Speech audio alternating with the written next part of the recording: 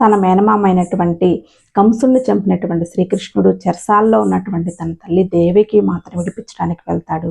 అప్పుడు ఆ మాత, నాయనా నువ్వు దైవాంశ సంభూతుడివే, నన్ను విడిపించడానికి నీకు ఇంత సమయం పట్టిందా అని అడుగుతుంది. అప్పుడు శ్రీకృష్ణుడు ఏం చెప్పాడో తెలుసా? అమ్మ, గత జన్మలో నువ్వు కైక రూపంలో రాముడికి 14 సంవత్సరాలు అరణ్యవాసం కలిగేలా చేశావు. ఆ గత జన్మ ఫలితమే నువ్వు ఈ జన్మలో అనుభవించావు ఇప్పటి వరకు అని చెప్తాడు. అది విన్నటువంటి ఆ తల్లి, నేను గత జన్మలో కైకన, మరి గత జన్మలో కౌసల్య, ఈ జన్మలో ఎవరు అని అడిగితే ఆ శ్రీకృష్ణుడు ఇంకెవరు, యశోదే అని చెప్తాడు. అది విన్నటువంటి దేవకి ఆశ్చర్యానికి గురవుతుంది. ఇది చదివినటువంటి నేను కూడా చాలా ఆశ్చర్యానికి గురయ్యాను. ఎందుకంటే నేను చిన్నప్పటి నుంచి చాలా పుస్తకాలు, పురాణాలు చదువుతూ ఉంటాను. ఇప్పటివరకు కూడా రీసెంట్గానే తెలిసింది ఈ విషయం. నాలాగా ఎవరన్నా తెలియని వాళ్ళు ఉంటే చెప్దామని షేర్ చేశాను. దీనిని బట్టి మనకు ఏమర్థమవుతుందంటే, కర్మ జన్మల పొడుగుతా కూడా ఎవరిని వదిలిపెట్టదని అర్థమవుతుంది.